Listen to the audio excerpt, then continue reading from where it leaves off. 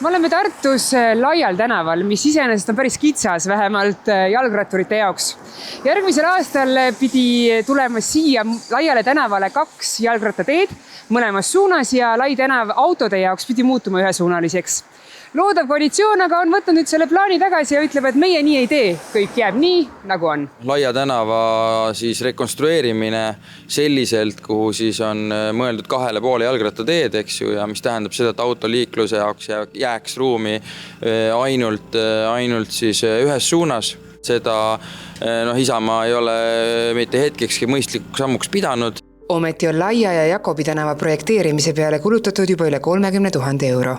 Kui tehakse otsus teha kannapööre ja loobuda kõigest senisest kokkulepitust, ma kordan üle, et see kokkulepe on olnud nii linnavalitsuse kui linnavolikogu tasemel tegelikult, siis loomulikult on see raisatud raha. On see siis selline maha visatud raha või et projekteerisime, vaatasime, hakkame järgmisel aastal tegema ja nüüd mõtlesime ümber? Hetkel on seda vara öelda, et kas ja kui suurt osa sellest projektist on võimalik edaspidi kasutada. Et selge on see, et seal on tööd tehtud ja selle võrra loomulikult ka summa on juba arvestatav.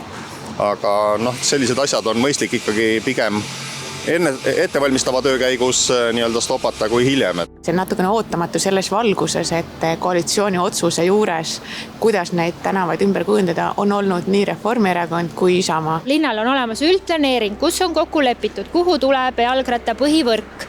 Põhivõrk siis see, kus on jalgrattal mugav liigelda ja see Lai tänav on üks osa sellest jalgratta põhivõrgust.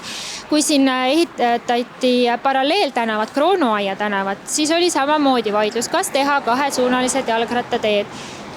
Ja see jäeti ära, vastassuuna jalgrattarada jäeti ära, sest öeldi, et see tuleb Laiale tänavale ja nüüd seda ei tule, et mis sõnumi see tegelikult annab ja missugust järjepidevust sellised otsused kannavad, et 0 järjepidevust. Me oleme täna kõik need arendused teinud lähtudes sellest, et meil on kehtiv üldplaneering, et meil on energia kliimakava, mis on vastu võetud, et senine areng ongi toimunud nendest plaanidest lähtuvalt. Nüüd on need plaanid kahtluse alla seatud, et meil ongi vaja tuua sellesse loosse selgust.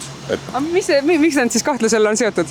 Mina ei oska seda täpselt kommenteerida, lihtsalt need teemad on meil toodud lauale, et on vajalik uuesti need plaanid üle vaadata. Mis nendes peades toimub, kus tõesti need enda kehtestatud ja väljamõeldud strateegiatele hakatakse vastu töötama, et mulle ka täiesti arusaamatu. Me oleme Vabaduse puiesteel Tartu kõige uuemal jalgrattateel ja näete, siin on väga hästi aru saada, kus peaksid olema jalgratturid, kus autod ja kus saavad kõndida rahulikult jalakäijad. Loodav koalitsioon eesotsas Isamaaga ütleb, et tegelikult võiksid jalgrattateed asuda hoopiski kõrvalteedel. Elame täna ajastul, kus meil valglinnastumine ehk siis inimesed kolivad lähivaldadesse üha hoogustub ja see on kestev protsess, mis tähendab seda, et linna läbivad magistraalid, automagistraalid, nad peavad olema sujuvalt autoga läbitavad. Nii. Ja kui kergliiklus ja jalgrattateede arendamine peamagistraalidel tähendab seda, et autoliiklus siiski see sujuvus väheneb, siis me peame leidma alternatiivseid kohti, kuhu neid jalgrattateed paigutada. Et see on nokk kinni, saba lahti olukord, et meil on ummikud, me teeme teed laiemaks, anname autodele ruumi juurde, see annab jälle signaali, et mul peab olema auto, ma saan ainult autoga liigelda, tuleb veel rohkem autosid tänavale, mis tähendab veel tänavad muutuvad jälle autodele liiga kitsaks ja need ummikud tekivad jälle. Selleks, et neid ummikuid vähendada, tuleks suunata võimalikult palju inimesi jalgratta selga ja jala käima, sest siis jääb ka autodele rohkem ruumi.